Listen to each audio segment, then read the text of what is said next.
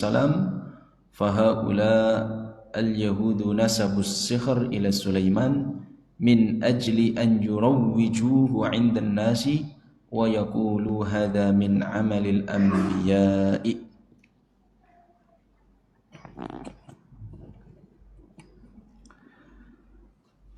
Di antara bentuk manhaj, ya, manhaj itu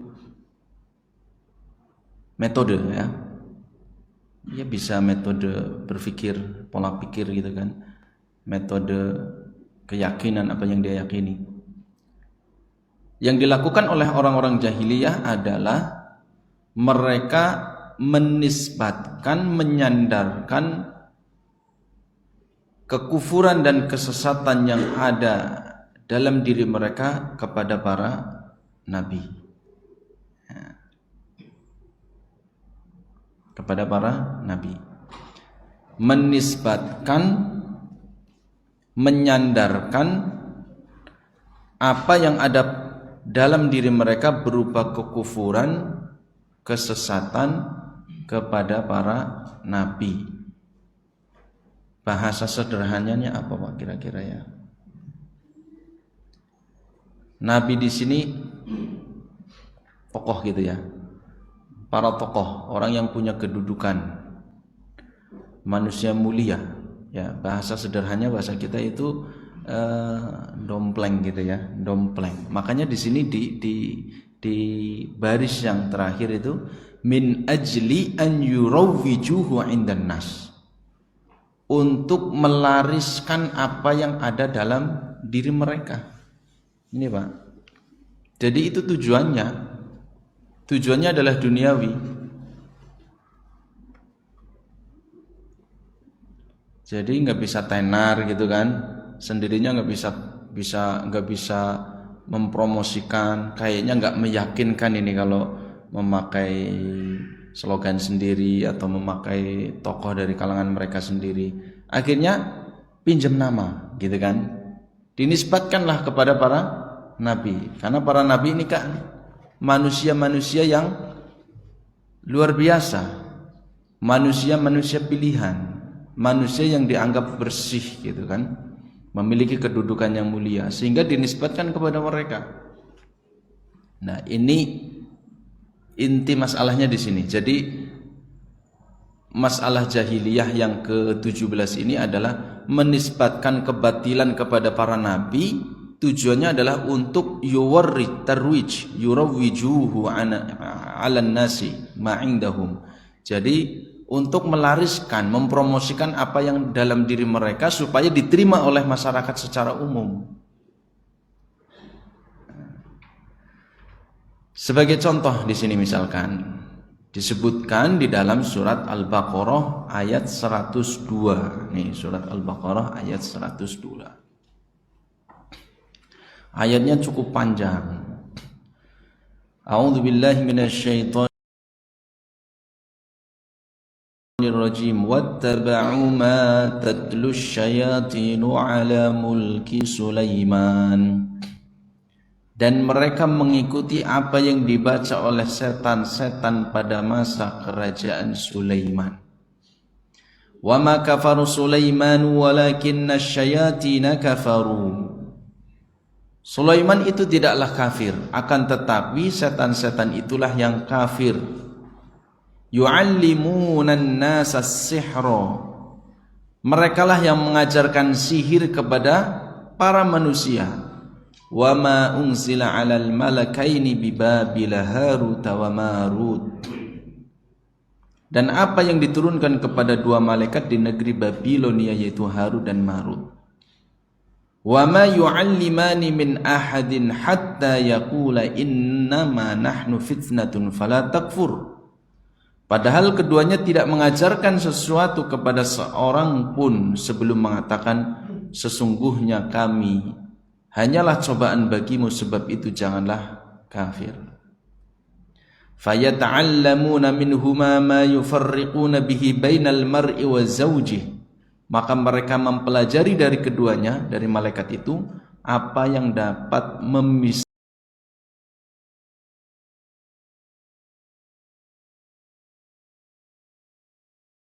memisahkan antara seorang suami dan bisa meretakan, memisahkan antara suami istri.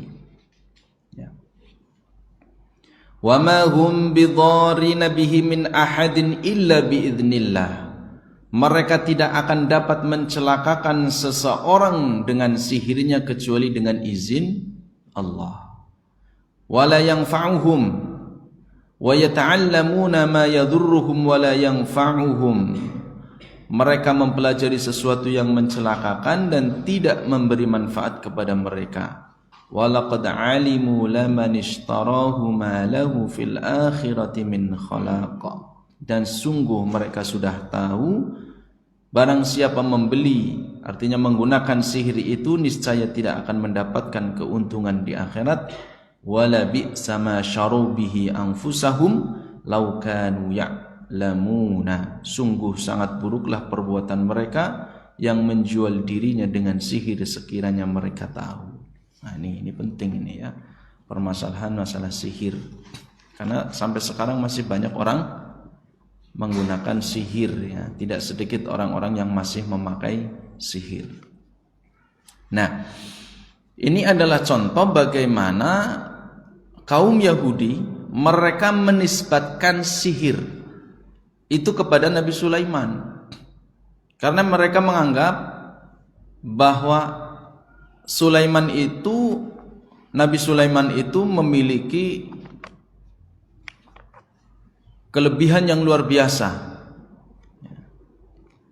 sebagaimana yang disebutkan di dalam surat An-Naml, bagaimana Allah Subhanahu wa ta'ala memberikan anugerah kenikmatan yang begitu besar kepada Nabi Sulaiman yang sepertinya tidak ada bandingnya sampai sekarang ya, belum ada. Misalkan disebutkan di dalam surat An-Naml ayat 15, Allah Subhanahu wa ta'ala berfirman, wa laqad atayna Dawuda wa Sulaimana ilma wa qala alhamdulillahilladzi faddalana ala katsirin min ibadihil mu'minin. Dan sungguh kami telah memberikan ilmu kepada Dawud dan Sulaiman, dan keduanya kemudian berkata, segala puji bagi Allah alladzi faddalana ala katsirin min ibadihil mu'minin, yang telah melebihkan kami atas banyak orang-orang yang beriman. Jadi Allah memberikan karunia yang begitu banyak kepada Nabi Sulaiman di atas hamba-hamba Allah yang lainnya. Lalu kemudian Allah menjelaskan di antaranya apa? Wa waritha Sulaimanu Dawuda. Sulaiman, Nabi Dawud mewarisi Sulaiman apa? Kerajaan, berupa kerajaan. Wa qala ya ayyuhan nasu, kemudian Nabi Sulaiman dia mengatakan kepada manusia, ulimna mantiqat thairi wa utina min kulli syai'in. Nah ini kan, wa ulimna mantiqat thairi, kami diajari, jadi mendapatkan wahyu dari Allah, bisa memahami bahasa thair, bahasa burung ya, bahasa hewan. Wa utina min kulli syai'in, dan kami mendapatkan sebuah karunia segala sesuatu. Wa utina min kulli syai'in, dan kami diberi segala sesuatu. Artinya kenikmatan yang banyak sekali yang Nabi Sulaiman dapatkan dari Allah Subhanahu wa ta'ala. Jadi bahasa Nabi Sulaiman dengan burung itu, khususnya yang di sini dicontohkan itu ada burung hudhud, itu memang ada komunikasi di situ. Burungnya paham dengan apa yang diucapkan oleh Sulaiman, Nabi Sulaiman paham dengan apa yang diucapkan oleh burung hudhud, termasuk An-Naml itu ya, kepada semut. Ya, kalau kita kan tidak ya Pak. Kita mungkin punya bahasa burung punya ya. Ya, ada yang punya burung di sini. Kayaknya ada ya. Ya. Yang punya ayam gitu kan. Krrr, gitu kan. Nah, itu ayamnya paham. Tapi itu mungkin menurut ayam itu bukan bahasa saya, itu hanya isyarat aja kayaknya ya. Isyarat aja. Mungkin bukan bahasa ayam, kita taunya itu bahasa ayam. Bahasa kambing. Kenapa? Lihat Pak Rahmat, kambing bunyi gitu ya. atau kucing meong ya ada datang gitu kan. Tapi kucingnya kayaknya nggak paham. Cuma itu aja bahasanya. Tapi kalau Nabi Sulaiman bisa komunikasi seperti kita bertatap muka dengan lawan bicara. Ulimna mantiqat tayri wa utina min kulli syai. Nah ini kan karunia yang luar biasa. Luar biasa. Sampai sekarang komunitas apalah pencinta hewan-hewan misalkan itu sepertinya tidak sampai ke situ. Nggak ada yang bisa bahasa hewan. Mereka hanya memakai bahasa isyarat-isyarat saja yang kemudian menjadi bahasa komunikasi di antara keduanya, tapi itu tidak mewakili secara sempurna, tidak bisa. Kemudian Allah Subhanahu wa taala menjelaskan kembali wa husyira li Sulaimana junuduhu minal jinni wal insi wat thairi fahum yuzaun. Nah, dihamparkan untuk Sulaiman itu apa? Nabi Sulaiman pasukannya itu dari bangsa manusia, dari bangsa jin, dari bangsa hewan, dari burung-burung. Nah, bayangkan kan ini. Ada enggak sekarang di? Enggak ada ya. Seseorang yang punya kerajaan, pasukannya dari manusia, dari jin, dari burung-burung. Ada kan? Enggak ada. Ya kalau hewan ya paling hewan-hewan yang bisa diajarkan. Hewan anjing itu kan di antara termasuk hewan yang bisa dilatih gitu. Tapi tidak semua bisa. Ini kemarin ini di samping masjid itu sebelum panen itu setiap hari orang itu perang terus sama burung itu. Ya, itu kalau nggak ditungguin itu seharian itu nggak kebagian katanya, habis ya. Jadi burung itu sudah tahu sekarang katanya, menurut mereka udah pintar-pintar.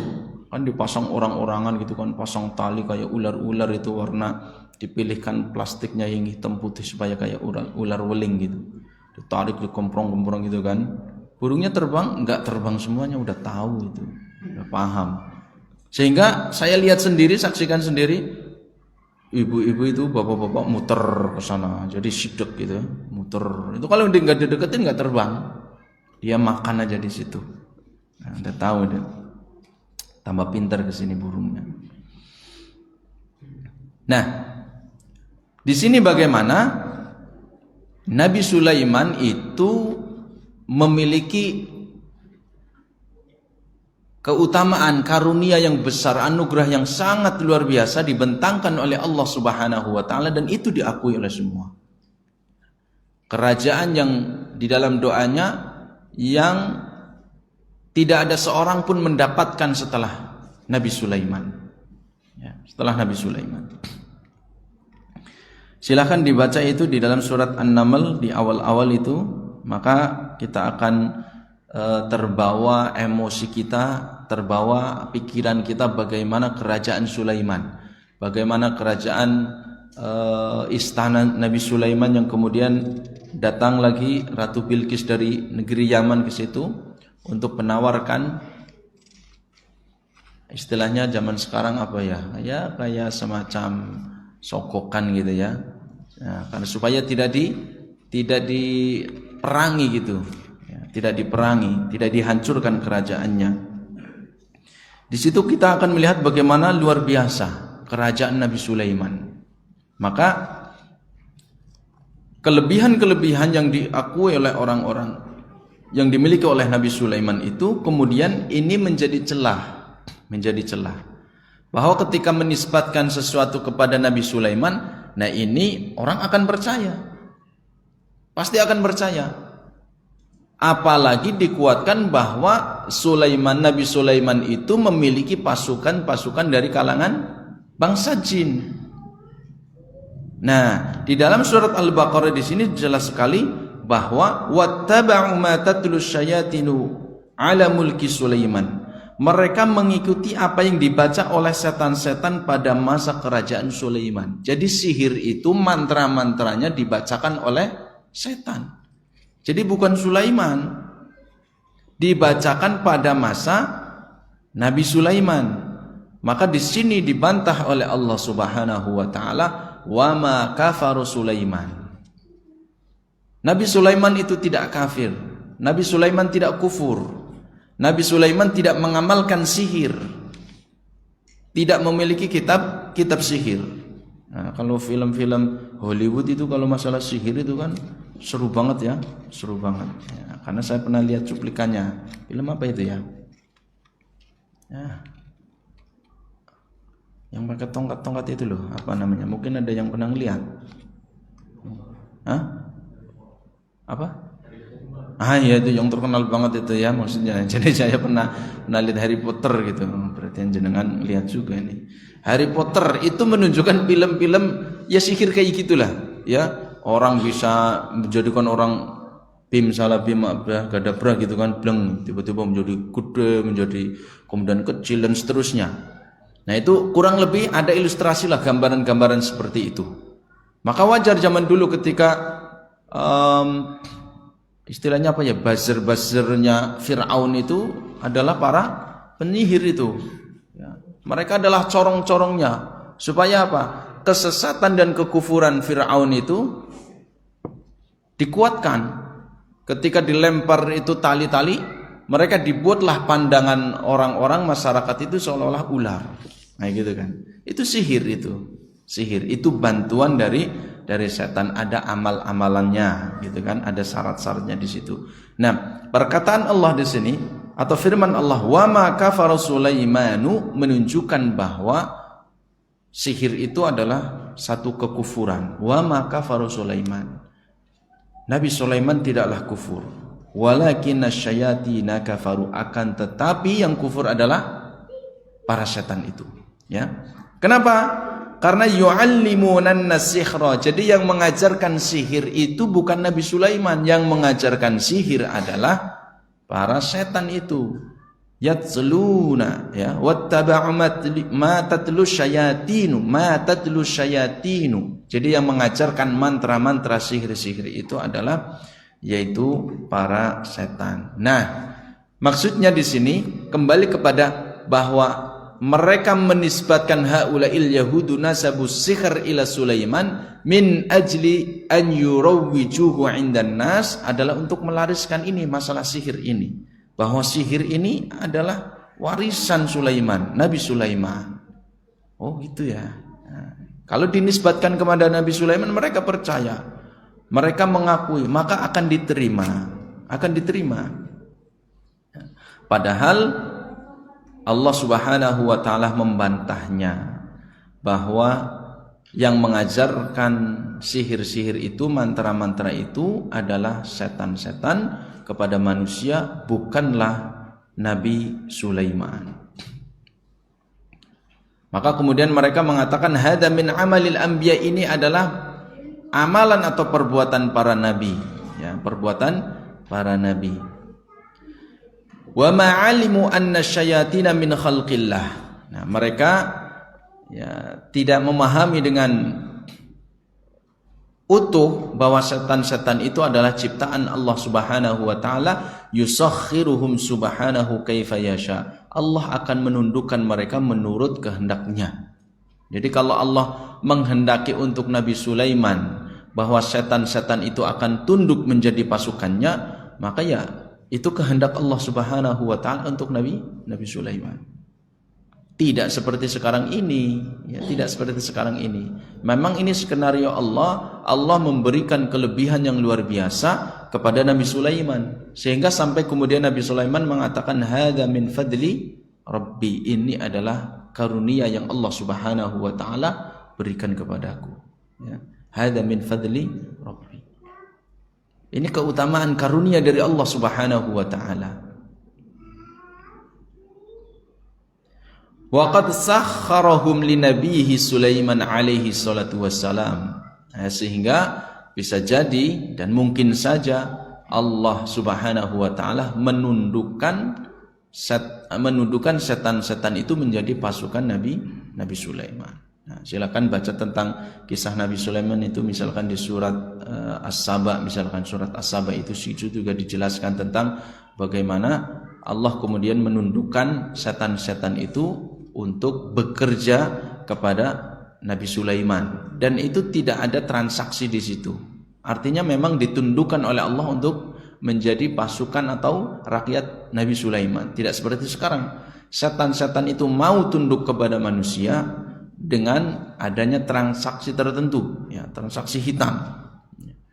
dengan misalkan ada syarat harus disembelihkan, misalkan dialirkan darah ayam yang berwarna hitam sampai mulutnya berwarna hitam, kakinya hitam, ayam cemani misalkan. Atau misalkan dengan syarat ya kalau sehari semalam sholatnya cuma 2 kali aja, pagi sama sore. Atau yang lainnya, kemaksiatan-kemaksiatan yang harus dilakukan, atau perbuatan-perbuatan batil lainnya yang harus dikerjakan. Nah itu pasti ada. Maka kemudian mereka baru akan tunduk, ya, baru akan tunduk. Artinya mau melakukan apa yang kita inginkan sesuai dengan transaksinya, sesuai dengan perjanjian yang ada. Ya. Jadi kembali di sini bahwa mereka menisbatkan sihir itu adalah perbuatan ataupun bagian dari Nabi Sulaiman adalah untuk melariskan apa yang ada dalam diri mereka berupa kebatilan dan kekufuran. Nah, jadi numpang nama ya Bapak Ibu sekalian. Wa kadzalikal yahudu wan nasara yansibuna kufrahum ila Ibrahim alaihi salatu wassalam imamul khunafa. Wa abil anbiya yansibuna ilaihi ma hum alaihi minal kufri. Demikian juga orang-orang Yahudi, mereka menisbatkan kekufuran mereka kepada Nabi Ibrahim. Jadi bukan hanya kepada Nabi Sulaiman saja. Kepada Nabi Sulaiman mereka menisbatkan, menyandarkan bahwa sihir itu adalah bukan keturunan, apa istilahnya, amalan, seolah-olah warisan, ajaran dari Sulaiman, Nabi Sulaiman. Mereka kemudian kaum Yahudi dan Nasrani juga menisbatkan kekufuran mereka kepada Nabi Ibrahim, Padahal Nabi Ibrahim ditegaskan oleh Allah Subhanahu wa taala adalah imamul khunafa, imamnya orang-orang yang hanif, yang lurus. Dan mereka adalah bapaknya para nabi. Karena begitu banyak nabi-nabi yang dari garis keturunan Nabi Ibrahim. Maka kemudian karena kedudukan Nabi Ibrahim sebagai imamul khunafa wa abul anbiya, bapaknya para nabi, maka kemudian mereka dompleng nama, menisbatkan satu kekufuran, menisbatkan satu kesesatan, disandarkan kepada Nabi Ibrahim litarwiji 'alan nas, untuk melariskan apa yang ada dalam diri mereka. Ajaran-ajaran yang mungkin mereka kerasi sendiri, yang mereka buat sendiri, yang disesuaikan dengan kepentingan mereka sendiri, mereka nisbatkan bahwa ini adalah ajaran Nabi Ibrahim.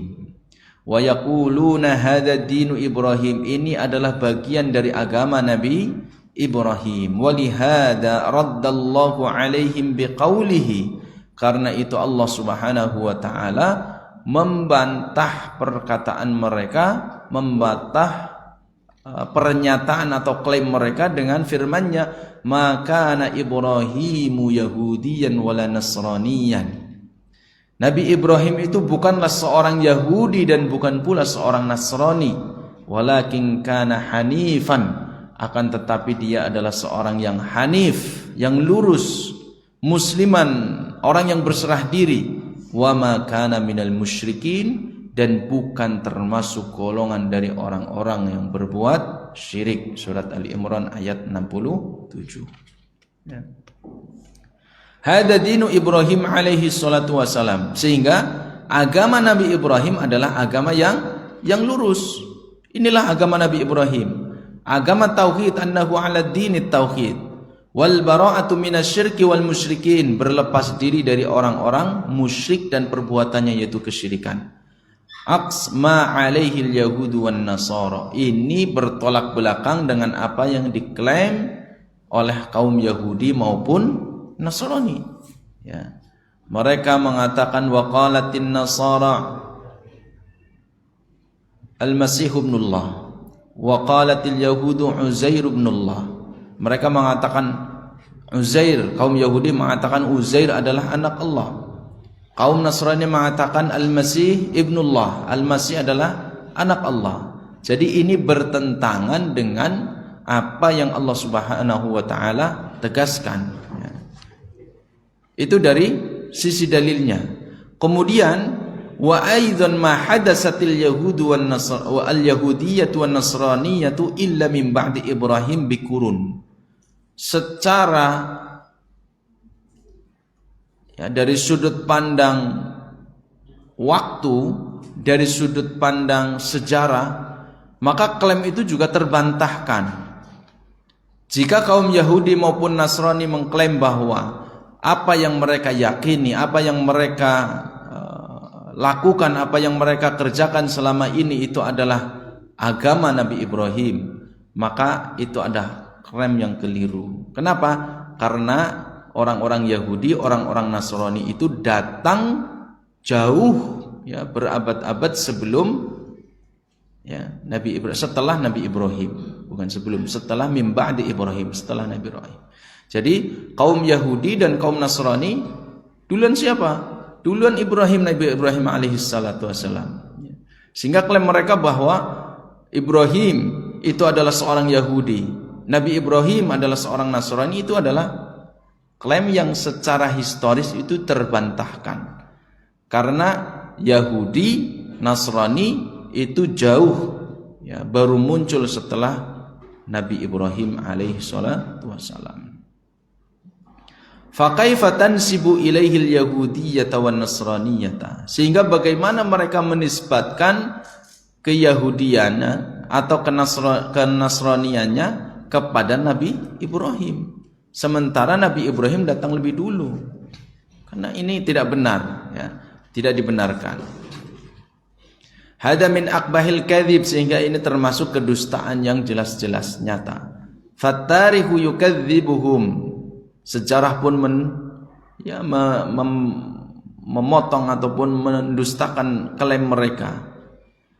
Li'anna bainahum wa baina Ibrahim qurunan tawilatan, karena jarak antara mereka dengan Nabi Ibrahim cukup panjang ya, terbentangkan abad yang cukup panjang.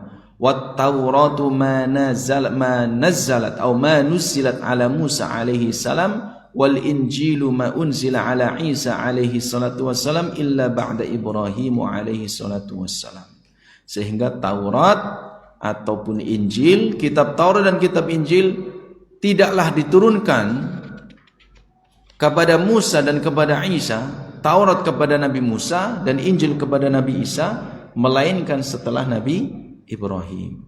Jadi ini jaraknya cukup panjang, cukup lama. Sehingga ketika mereka mengklaim bahwa agama mereka adalah agama Yahudi, dari kaum Yahudi, dan kaum Nasrani mengatakan agama Nasrani itu adalah agama Nabi Ibrahim, maka ini secara historis, secara sejarah pun terbantahkan ya, karena Nabi Ibrahim datang terlebih dahulu sebelum kaum Yahudi maupun kaum Nasrani.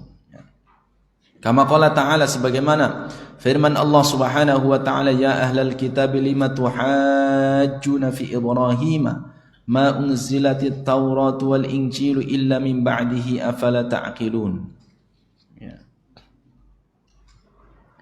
Wahai ahlul kitab, mengapa kalian tuhajjuna fi Ibrahim, ya, membantah atau mendebat Ibrahim, ma unzilatit Taurat wal Injil, sementara kitab Taurat dan Injil tidaklah diturunkan melainkan setelah Nabi Ibrahim, ya, setelah berjarak dengan Nabi Ibrahim. Afala ta'qilun, apakah kalian tidak memakai akalnya? Apakah kalian tidak berfikir? Qullut ta'ami kana hilal li bani Israil. Semua makanan sebelumnya adalah halal bagi Bani Israel. Illa ma harrama Israilu ala nafsihi min qabli an tunazzala at-Taurah, kecuali apa yang diharamkan oleh Israel atas dirinya sebelum diturunkannya Taurat. Ya, jadi terpisahkan jauh antara Nabi Ibrahim dengan kaum Yahudi maupun kaum Nasrani. Nah, dari sini jelas sekali bahwa menunjukkan di antara kebiasaan orang-orang jahiliyah yang harus kita hindari itu adalah klaim-klaim mereka atau nisbat-nisbat mereka penyandaran mereka kepada para nabi untuk melariskan supaya orang-orang menerima, ya, menerima perbuatan kufurnya, perbuatan batilnya, kesesatannya. Maka ini adalah bentuk-bentuk kebiasaan orang-orang jahiliyah yang harus dihindari, ya. Misalkan tadi kalau kaum Yahudi mengatakan ini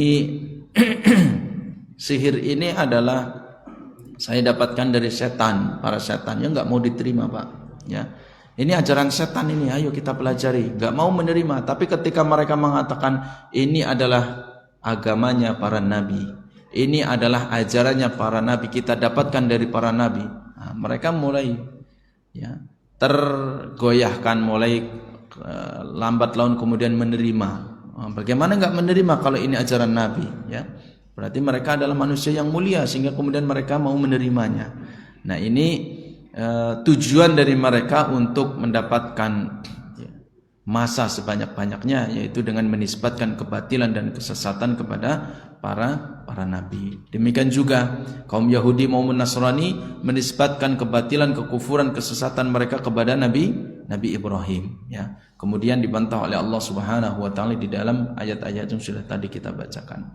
Wa kadzalika kana fi hadhihi al-ummah, demikian juga di dalam umat ini, manyansibu ma huwa alaihi minal batil ila nabiyyi Muhammadin sallallahu alaihi wasallam, menisbatkan kebatilan, kekufuran, kesesatan kepada Nabi Muhammad sallallahu alaihi wasallam. Fayad'ul ahadits al-maqdzubata, lalu kemudian mereka merancang, membuat, ya, hadis-hadis yang maudhu', hadis-hadis yang dusta, ya, hadis-hadis palsu, linusrati batilihim. Itu tujuan mereka, karena kalau tidak menumpang nama Nabi tidak akan laku. Seperti yang sering saya sampaikan, karena itu yang disebutkan, yang saya pelajari dari kitab Mustalahul Hadis sebagai contoh bentuk dari hadis palsu. Hadis palsu. Salah satu hadis palsu yang disebutkan di dalam kitab Mustalah Hadis yang sering sebagai contoh itu adalah al-badinjan dawa'un likulli da'. Jadi profesinya dia seorang pedagang terong, ya, pedagang terong. Maka kemudian untuk melariskan supaya terongnya itu banyak dibeli oleh orang-orang, maka dia sebutkan, nisbatkan dia kepada Nabi. Qala Rasulullah sallallahu alaihi wasallam. Ya, zaman dulu itu kalau mendengar orang terbiasa itu mendengar qala Rasulullah gitu kan, mereka akan tertarik. Wah, ini hadis ini. Kemudian mereka datang mendekati, mengerumuni. Kemudian disebutkan al-badinjan dawa'un likulli da', terong itu adalah obat bagi segala penyakit. Nah, gitu, Pak, ya. Lalu kemudian orang-orang ramai gitu kan. Saya masih dapati di pasar ini ada orang jualan seperti itu, ya, pakai mic gitu kan, pakai mikrofon, gini-gini ngomongnya lancar banget. Orang tertarik gitu. Apalagi kalau dia membawakan hadis-hadis Nabi. Zaman dulu seperti itu sudah terjadi. Al-badinjan dawa'un likulli da', al-badinjan dawa'un likulli da'. Ta'alau gitu kan. Ini Pak, terong Pak. Ini obat untuk semua penyakit, Pak. Bapak apa? Asam urat. Saya encok. Bapak hipertensi. Ini apa? Jantungan. Wah, ini obat, cuma udah makan aja. Beli. Haris, ya, terongnya itu, Pak. Sesuaikan dengan profesinya. Itu adalah hadis-hadis palsu menisbatkan kepada Nabi Muhammad SAW. Maka kemudian itu bakal terjadi. Nah, ini diantara nubuat Nabi, bagaimana sisi kenabian beliau sallallahu alaihi wasallam, diantara mukjizat beliau itu akan terjadi di akhir zaman seperti itu. Makanya Rasulullah sallallahu alaihi wasallam membuatkan duabit, membuatkan satu benteng, satu batasan supaya umat ini terjaga. Kalau semua orang bisa mengatakan, nah, itu bisa jadi. Kalau artinya semua orang bebas untuk mengatakan, maka semua orang itu bisa mengatakan dan bisa berargumentasi sendiri. Lau qala, ya, man sya'a ma sya'a, andai semua orang itu boleh mengatakan segala sesuatu, orang akan mengatakan menurut keinginan dia sendiri. Nah, ini kan berbahaya.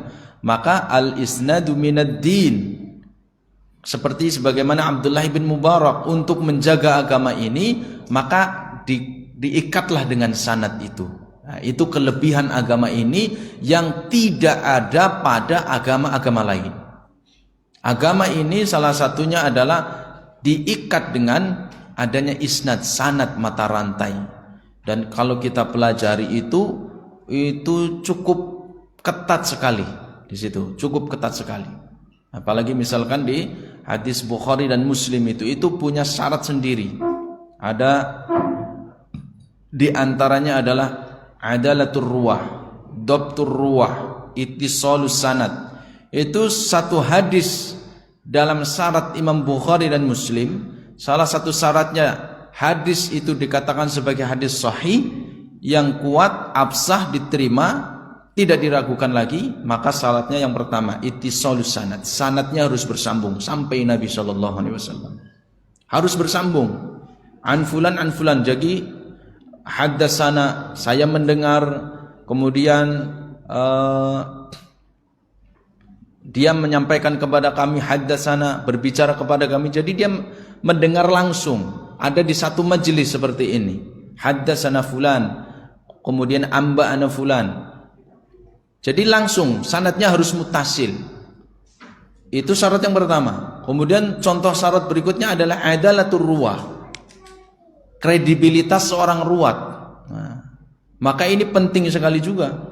Kemudian dhabtur ruwat itu rawinya itu harus memiliki kecerdasan di atas rata-rata yang tidak dimiliki orang secara umum. Dan dhabtur ruwat itu ada dua, ada dhabtul kitabah, ada dhabtus sadr. Jadi kecerdasan secara hafalan, kecerdasan secara tulisan. Ya. Orang misalkan hafal Al-Quran, katakanlah misalkan Pak Rahmat hafal surat apa? Al-Fatihah hafal? Nah, itu berarti dhabt ya, berarti hafalannya ada dhabtnya di situ. Ya, dhabt itu artinya ikatan ya. Di situ ada kecerdasan menghafal. Tapi suruh nulis. Nah, coba tulis alhamdulillahirabbil alamin. Gimana bentuk tulisannya? Kira-kira bentuknya kayak apa, Pak? Apa garis toksat? Tapi monine alhamdulillahirabbil alamin. Nah, itu dhabtul kitabah. Jadi apa yang dia hafal dengan yang dia tulis harus sama. Dan yang saya tahu, coba silakan googling aja. Di YouTube juga ada misalkan. Tradisi menghafal Quran di daerah negeri Mauritania. Itu menghafalnya bukan hanya menghafal hanya sekedar menghafal. Tapi untuk menunjukkan bahwa hafalannya itu betul-betul dhabit, kuat, itu harus bil kitabah. Jadi kosong, ada kertas kosong, kemudian ditambah dengan kitabah, tulisan. Jadi bentuk tulisannya, letaknya itu juga harus pas. Harus pas. Baru dia dikatakan hafalannya dhabit. Dhabitus sadri wa dhabitul kitabah. Itu. Kemudian tadi adalatur ruwah, adalah itu terkait kredibilitas, kejujuran. Ya, kalau bahasa sekarangnya apa ya? Integritas gitu ya, orangnya jujur, orangnya amanah dan seterusnya itu. Nah, itu di antara syarat-syaratnya. Jadi ketat sekali. Kalau tidak ada syarat-syarat ini, maka semua orang bisa mengatakan atau bisa saja menisbatkan sesuatu kepada Rasulullah SAW untuk melariskan itu. Disesuaikanlah dengan profesinya, disesuaikan. Maka kemudian Nabi SAW memberikan satu batasan itu. Kata beliau SAW, man kadzdzaba alayya muta'ammidan falyatabawwa maq'adahu minan nar. Ancamannya sangat keras. Barang siapa yang dia berdusta atas namaku, maka bersiap-siaplah tempat duduknya dari api neraka. Tempat duduk loh, Pak, ya. Tempat duduk geni loh, geni. Tapi geninya enggak seperti geni dunia, ya. Api dunia sudah bisa melelehkan baja, ya. Baja, bukan bangja, ya, baja. Nah, bisa melelehkan. Ada yang menyebutkan api neraka itu 70 kali lebih panas daripada api dunia. Na'udzubillahi min dzalik. Allahumma ajirna minan nar. Allahumma ajirna minan nar. Itu ya doa yang kita panjatkan. Doa yang kita panjatkan di dalam tasyahud akhir kita sebelum salam.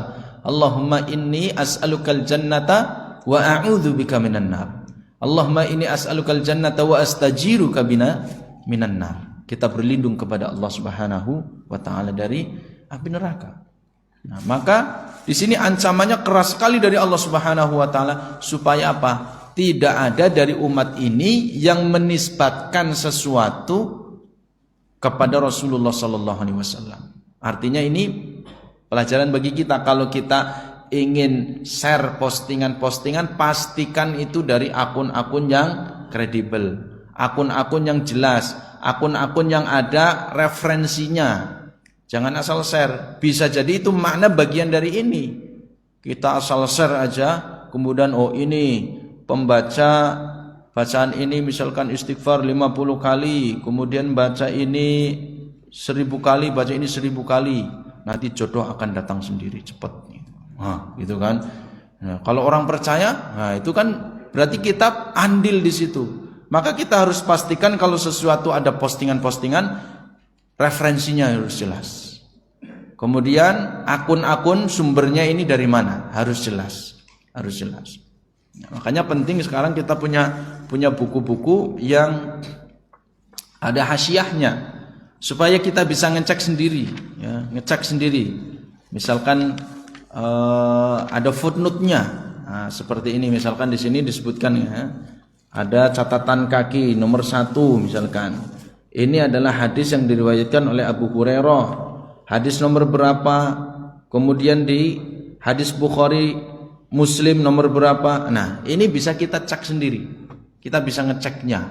Nah, baik secara online maupun offline. Kalau punya kitabnya berarti offline. Cari di kitabnya, coba cek. Oh iya, berarti ternyata sesuai. Kemudian di kitab apa? Ternyata sesuai. Nah, jangan sampai kemudian ini terjadi karena kalau di bahasa kampusnya itu namanya apa? Plagiator ya, Pak. Plagiat ya, itu aja terjadi plagiat. Artinya kita pengen lulus tapi nggak capek, minta seseorang, ada jasa-jasa itu, ya. Kemudian kita bayar katakan 15 juta. Nah, kemudian dia yang nulis, kita nggak ngapa-ngapain, kita cuma duduk aja di rumah, kita santai-santai aja. Dia bikin judulnya, dia tulis semua terus sampai lengkap. Ada yang pekerjaannya seperti itu, dapat 15 juta. Lalu kemudian ditulis nama dia, nama yang minta. Nah, kemudian selesai, jadilah dia punya gelar. Atau zaman dulu itu ada kitab-kitab yang kemudian tidak diketahui dalam bentuk manuskrip gini, sampulnya hilang, hilang, tidak ada di sini namanya. Misalkan di sini nama penulisnya siapa, hilang. Maka kemudian ya, misalkan datanglah Pak Mail gitu, ini kitab keren banget, nah, tak tulislah Syarh Masail Jahiliyah di Syekh Ma'il Ibn Khuwaini gitu kan, hafizahullah gitu kan. Nah kayak gitu dulu bisa seperti itu, bisa. Ada beberapa, makanya ada namanya riset-riset itu meneliti betul enggak ini kitab ini dinisbatkan kepada ini, penulisnya ini. Ada itu penelitian seperti itu. Caranya bagaimana? Yaitu mereka pergi perpustakaan kubro ke sini di negara ini, mereka ambil lagi, lihat manuskripnya. Kemudian disurvei lagi, mungkin murid-muridnya kira-kira siapa, ditanyain betul enggak ini kitab yang ditulis oleh Syekh Fulan gitu. Al-Imam Fulan gitu. Nah, itu cara diantara untuk mengukur atau menguji kebenaran kitab tersebut. Nah, di dalam umat ini pun terjadi yang demikian, sehingga Nabi Shallallahu Alaihi Wasallam memberikan peringatan kepada kita supaya kita juga harus berhati-hati, ya, harus berhati-hati apa yang kita sampaikan, apa yang kita share, apa yang kita misalkan yang lainnya, jangan sampai kemudian dinisbatkan kepada Nabi Shallallahu Alaihi Wasallam kalau belum betul-betul sumbernya itu dicek terlebih dahulu, ya, dicek terlebih dahulu. Misalkan kayak perkataan apalah gitu, misalkan man arada dunya fa'alaihi bil ilmi wa man arada al akhirah fa'alaihi bil ilmi wa man aradahuma fa'alaihi bil ilmi. Kalau tidak salah seperti itu. Pernah dengar ya? Siapa yang ingin dunia harus dengan ilmu. Siapa yang ingin akhirat harus dengan ilmu. Siapa yang ingin keduanya harus dengan ilmu. Itu yang penting bahasa Arab gitu kan. Nah ini yang penting bahasa Arab. Oh ini hadis gitu kan. Belum tentu ya. Orang ibu saya aja pernah kayak gitu. Wah ini ada tulisan Arab itu langsung diambil ini. Wah ini Al-Quran ini, mushaf Al-Quran nggak boleh. Padahal itu koran berbahasa Arab. Ya karena nggak tahu gitu kan. Yang penting tulisannya Arab gitu. Padahal di situ newspaper ya, berita isinya berita. Itunya isinya berita, bukan Al-Quran, bukan. Wa kadzalika min hadhil ummati man yantasibuna ilal a'immati. Nah, sekarang turun level. Mungkin kalau ke Nabi takutlah ya. Ada peringatan yang cukup keras, ancamannya enggak main-main api neraka. Man kadzdzaba alayya muta'ammidan falyatabawwa maq'adahu minan nar. Maka di umat ini bisa jadi akan muncul orang-orang yang menisbatkan kepada para a'immah. Kemarin itu banyak itu Pak. Awal-awal pro kontra itu kan, salafiyin itu banyak yang mengatakan ya terkait masalah Hamas itu kan, itu banyak berseliweran. Kemudian ada asatid senior. Ini benar enggak ini? Nah ini harus munculkan tulisan itu. Benar enggak, harus diklarifikasi. Karena kalau enggak, sebagian orang percaya, sebagian belum percaya, tapi udah tersebar luas, gitu kan? Karena sekarang ada juga namanya teknologi al atau apa? Intelijensi artifisial ya, teknologi al. Pernah lihat? Ya, pernah lihat nggak? Saya dapat video itu. Ya, bagaimana presiden kita bisa ngomong bahasa Arab lancar sekali, luar biasa. Luar biasa pokoknya, canggih banget. Dan gerakan apa namanya, bibirnya pas gitu loh. Ya, gerakannya bibirnya pas, suaranya pas. Itu efek dari teknologi al kalau tidak salah. Al atau apa ya? Saya lupa namanya. Ya. Intelijensi artifisial IA tuh ya. Ya, itu ada, coba dibuka itu. Ya. Nah ini berbahaya sekali. Kemudian di satu kesempatan memakai bahasa Mandarin. Ya, memakai bahasa Mandarin dan pas, fasih luar biasa. Videonya tapi sama. Gitu ya. Artinya latarnya sama, pakai jasnya sama, dan pokoknya seperti nggak ada kurangnya gitu ya, nggak ada kurangnya. Nah ini bagaimana kalau yang dipakai adalah para a'immah, para asatid, ya, para ulama-ulama, para mufti yang menjadi rujukan kaum muslimin di seluruh dunia misalkan. Kemudian sekarang suara itu direkam, kemudian memakai teknologi tersebut, kemudian dinisbatkan kepada mereka. Padahal orang tersebut bari'un anhu, berlepas diri. Saya nggak pernah berfatwa seperti itu. Nah ini kan berbahaya sekali. Ini teknologi sekarang itu ya.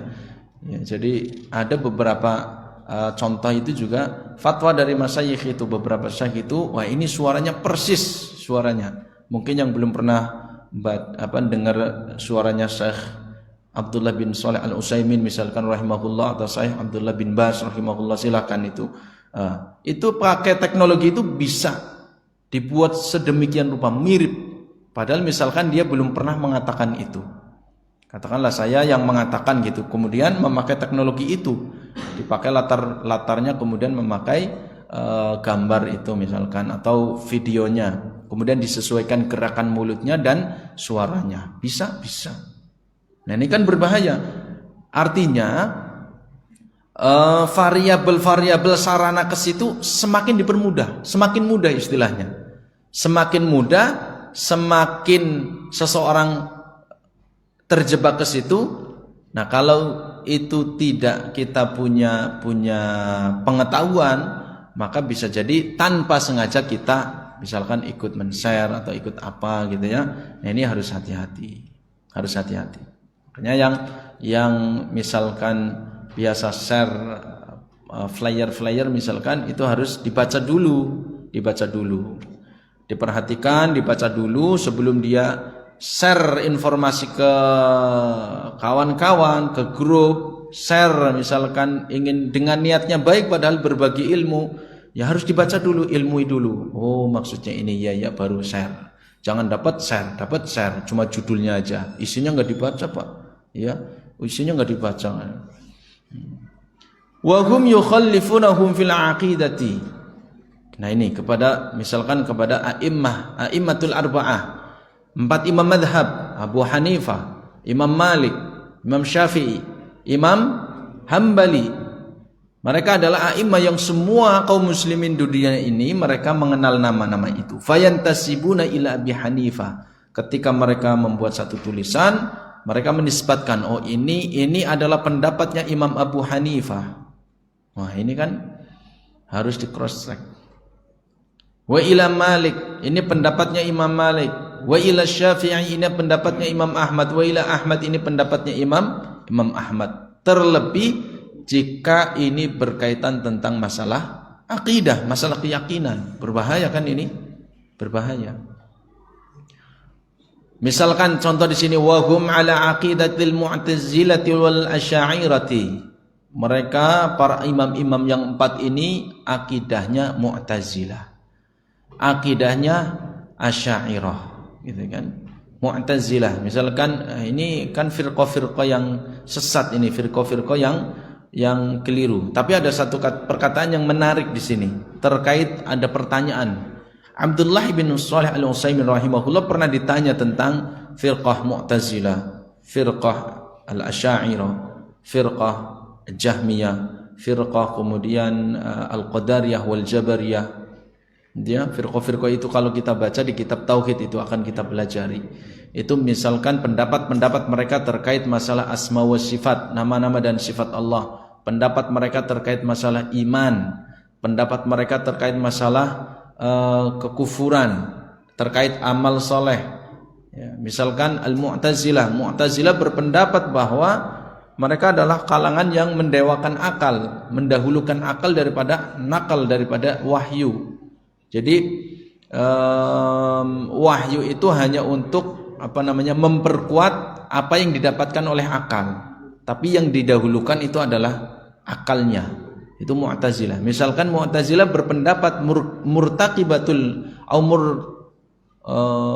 murtaqibatul kabirah, ya, pelaku dosa besar itu tidak mengeluarkan mereka dari keimanan, tapi tidak memasukkan mereka ke dalam kekufuran. Mereka di akhirat itu bainal manzilatain, tidak di surga, tidak di neraka. Lalu di mana gitu kan?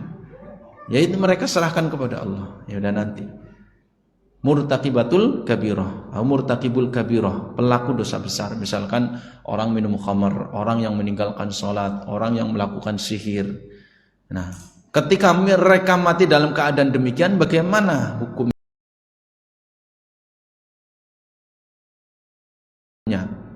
Ya, mereka itu di antara 2 tempat itu, bukan di neraka, bukan di surga. Ada yang kemudian mengatakan, berpendapat, misalkan amal itu, misalkan Murji'ah gitu ya, sekte Murji'ah, amal itu tidak mempengaruhi terhadap keimanan. Keimanan itu sudah clear, sudah selesai. Keimanan itu sudah selesai, clear. Amal itu enggak mempengaruhi. Amal itu tidak ada istilahnya la yazidu bit taati wa yanqus bil ma'siyah. Bahwa iman itu akan naik dengan ketaatan, akan turun presentasinya karena sebab kemaksiatan. Menurut mereka tidak. Amal itu sendiri, keimanan itu sendiri. Ya. Sehingga menurut mereka terkadang keimanan Abu Bakar sama dengan keimanan Fir'aun. Ya, sama. Ya, kan amal tidak mempengaruhi terhadap keimanan.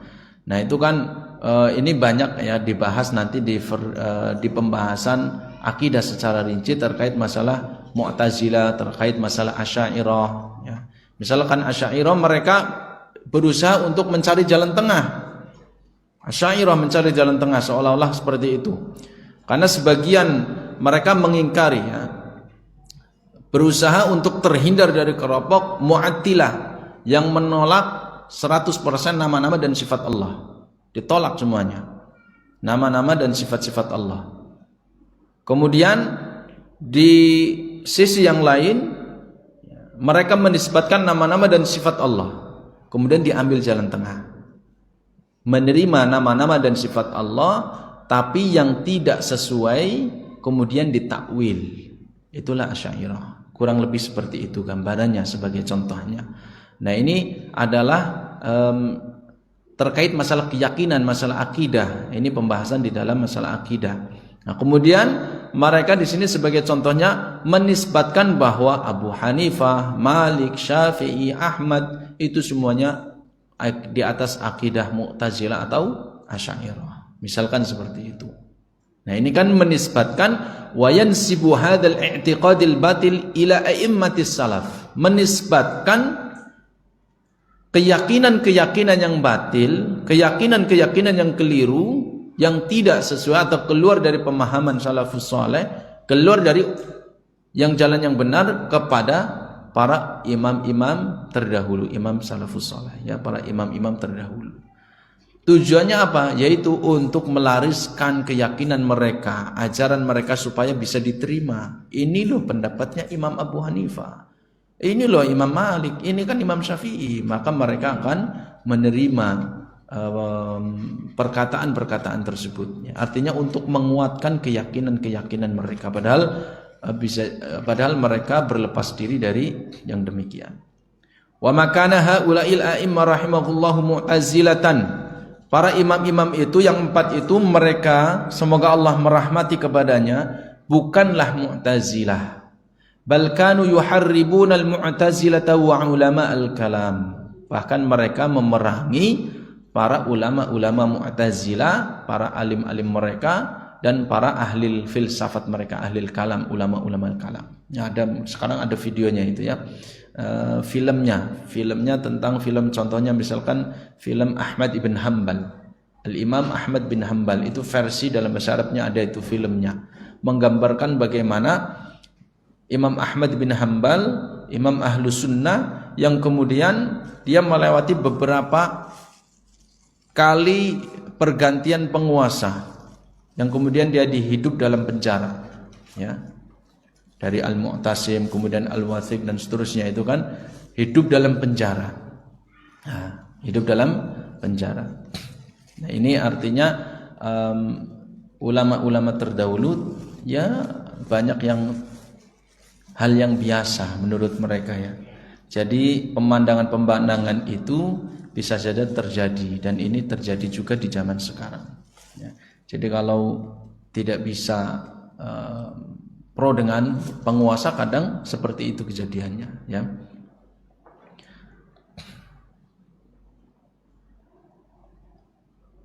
Ini sebagai contohnya, ya, sebagai contoh bahwa ketika mereka tidak menisbatkan kepada para nabi, bisa jadi mereka juga menisbatkan kepada para imam, ya, para imam yang sudah dikenal di seluruh dunia, ya. Ini ada perkataan menarik terkait masalah sekte-sekte ini, saya bacakan sedikit ya di dalam Syarah Al-Mumti' dari kalam Abdullah bin Shalih Al-Utsaimin. Ketika mereka ditanya, Ahlu sunnati yadkhulu fihim al-mu'tazilatu wa yadkhulu fihim al-asy'ariyatu wa yadkhulu fihim kullu man lam yakfur min ahlil bid'ah, ya. Itu kan termasuk sekte-sekte bid'ah. Lalu kemudian kata beliau, Mu'tazilah, Asy'ariyah maupun sekte lain yang dari sekte-sekte bid'ah itu masuk dalam kelompok ahlu sunnah. Ini pendapat beliau, masuk dalam kelompok ahlu sunnah. Idza qulna hadza fi muqabalatir Rafidhah, jika perkataan atau pendapat ini dikonfrontasikan, ya, atau dibenturkan untuk melawan para Rafidhah, Syiah Rafidhah, ya, Syiah Rafidhah. Jadi kalau kita membandingkan, ini ada Syiah Rafidhah, ini ada ahlu sunnah, maka ahlu sunnah di situ mencakup di dalamnya ada Asy'ariyah, ada Mu'tazilah, ada Jahmiyah, ada kemudian Qadariyah, Jabariyah. Nah, di situ. Jadi kalau dipertentangkan antara ahlu sunnah dengan Syiah Rafidhah, maka ahlu sunnah itu cakupannya luas, Maka di sini katakan idza qulna hadza fi muqabalatir Rafidhah. Lakin idza aradna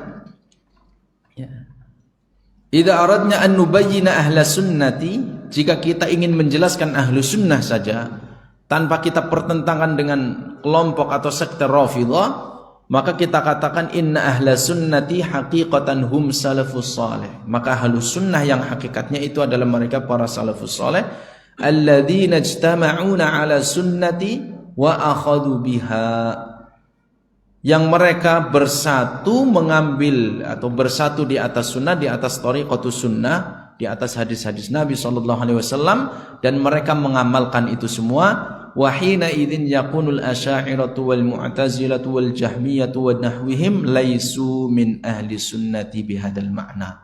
Jadi kalau kita ingin menjelaskan tentang masalah ahlu sunnah, maka secara umum Asy'ariyah, Mu'tazilah, Jahmiyah dan yang semisalnya tidak masuk dalam bagian ahlu sunnah. Karena ahlu sunnah adalah mereka orang-orang yang bertamasuk di atas sunnah dan mereka mengamalkan hadis-hadis Nabi SAW. Tapi kalau ahlu sunnah dipertentangan dengan sekte Rafidhah, maka mereka dimasukkan. Mu'tazilah, Jahmiyah, Asy'ariyah masuk dalam kalangan ahlu sunnah. Wallahu a'lam ya. Ini pembahasan cukup panjang, perdebatan yang cukup panjang di dalam kitab akidah ada itu masalah ini ya. Selesai masalah yang ke-17 tentang penyandaran mereka orang-orang atau masyarakat jahiliyah ya, menyandarkan kebatilan kepada para nabi ya. Ada pertanyaan kira-kira yang bisa dijawab, yang tidak bisa menjadi PR untuk kita kaji bersama. Silakan.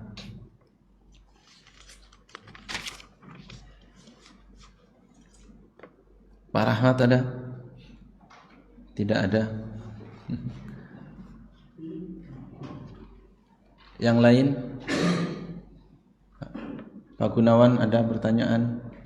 Tidak ada. Ya.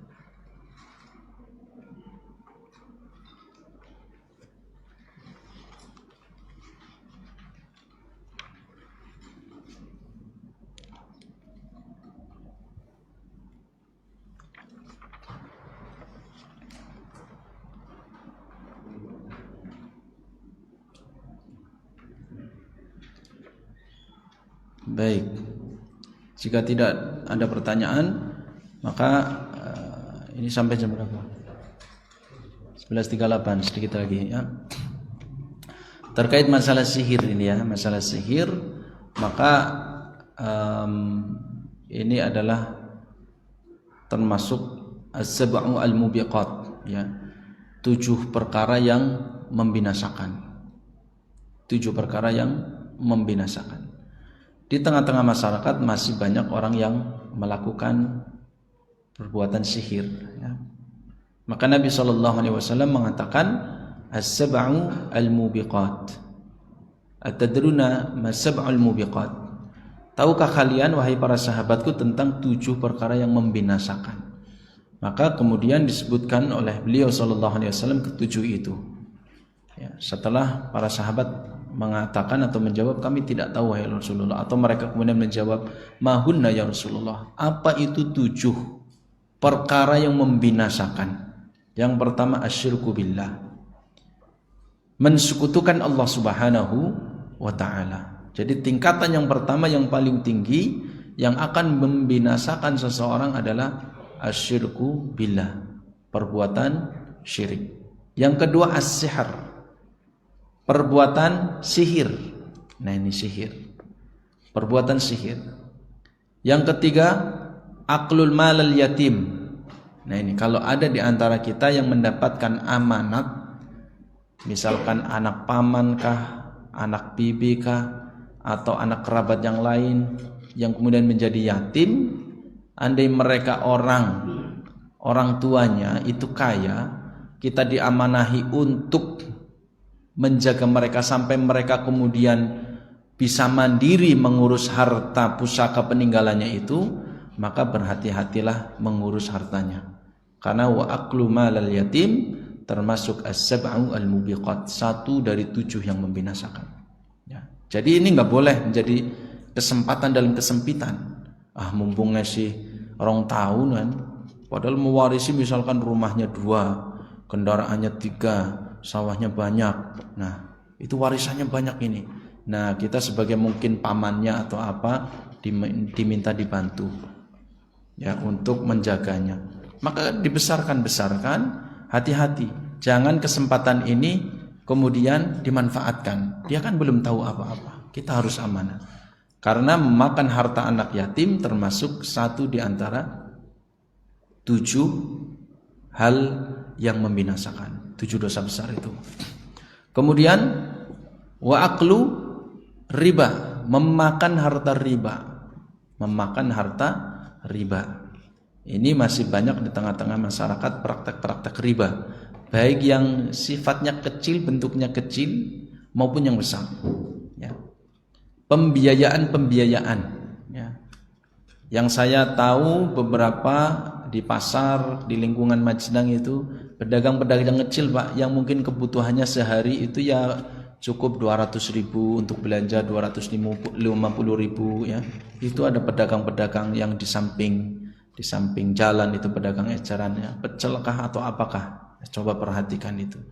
Ada di antara mereka-mereka yang terjerat seperti ini, ya, karena pembiayaan kebutuhan mereka untuk sehari, untuk beli ini nggak punya. Akhirnya ditawarkan pinjaman uang seperti itu. Jadi pembiayaannya adalah pinjaman uang. Nanti kembalinya misalkan setiap hari nyicil 5.000 atau nyicil 10.000. Karena saya pernah nanya langsung, Bu, tadi siapa Bu? Bukunya tebel banget itu Bu. Tiba-tiba bayar, Mas, kalau saya nggak minjem saya nggak bisa dagang, nggak bisa buat beli kangkung, buat beli combrang, buat beli ini, nggak bisa, gitu ya. Jadi banyak di antara kaum muslimin mereka yang pembiayaannya itu adalah dari hasil meminjam kemudian transaksinya riba. Nah, transaksi riba. Nah, ini banyak orang-orang yang kemudian mereka karena tidak mengetahui sifat pinjamannya adalah dengan meminjam yang demikian, ya, praktek riba, memakan harta riba. Tadi udah berapa? 4 ya. Kemudian apa? Wa qatlun nafsi bi ghairil haqqi, membunuh, menumpahkan jiwa tanpa jalan yang benar. Nah, ini kita sebagai orang tua punya kewajiban penuh mutlak. Ya, semalam saya pulang sekitar 9:30 ada anak-anak itu ya. Mungkin orang tuanya nggak tahu anaknya mau jalan pas minggu, malam minggu mungkin ya, mau ke rumah temen kah, motor ya, tinggal bawa pensil, tinggal diisi sama orang tuanya, handphone tinggal dibelikan gitu kan. Orang tua harus punya tanggung jawab itu, jangan sampai anak keluar ternyata mereka di luar itu rombongan-rombongan ya, seperti geng motor kayak gitu. Nah, ini karena ini banyak terjadi, anak-anak kecil, anak-anak SMP, anak-anak SMA, mereka udah lancar-lancar, mungkin Pak Rahmat kalah naik motornya loh, ke arah gitu, tapi bawaannya ngeri-ngeri itu, bawaannya ngeri-ngeri. Bahkan saya kalau di Jakarta dulu pernah punya jadwal di Depok, saya tinggal di Cibubur, ya, daerah Ciracas dekat Cibubur situ. Kalau mau ngisi subuh itu 3:30 berangkat, itu sepi, lumayan sepi, mulai ramai kalau ada misalkan pasar di pinggir jalan itu ramai. Ngeri juga itu, sepi. Karena kejadian geng-geng motor itu malam hari, jam 1, jam 2. Kalau merekrut anggota baru, anak-anak remaja ini, di antara caranya untuk ngetes mental itu yang saya tahu, itu harus bacok betulan, Pak. Nah, dan itu nyasar bebas.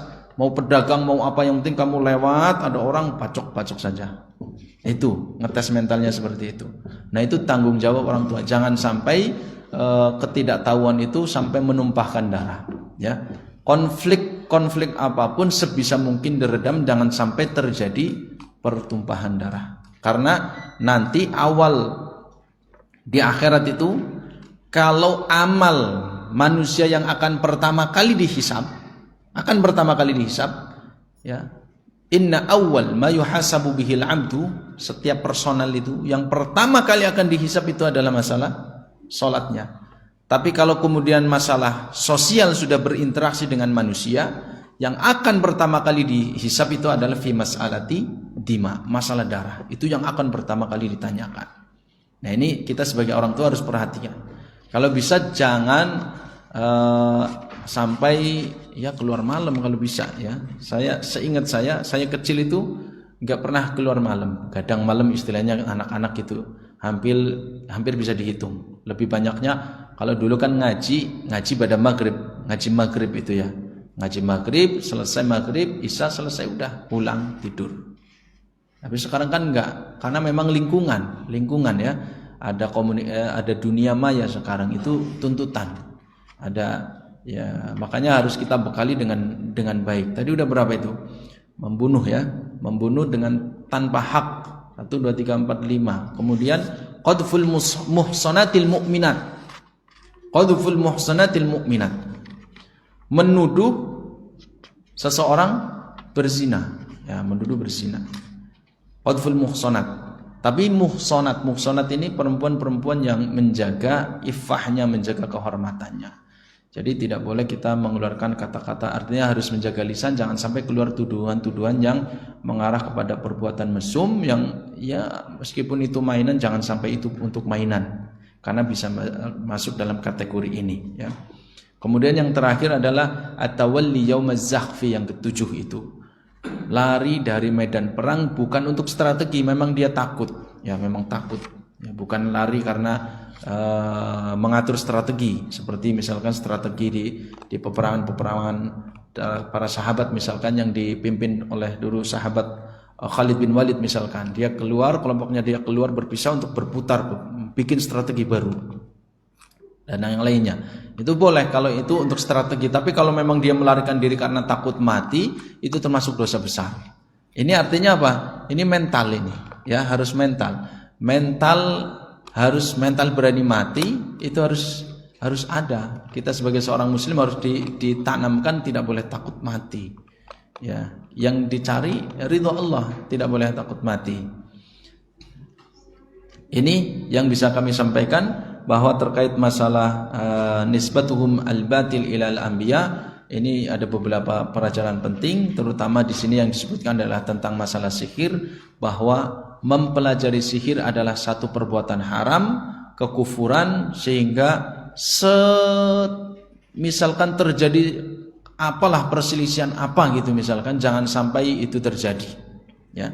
Tidak boleh menghalalkan segala cara untuk menggapai tujuan.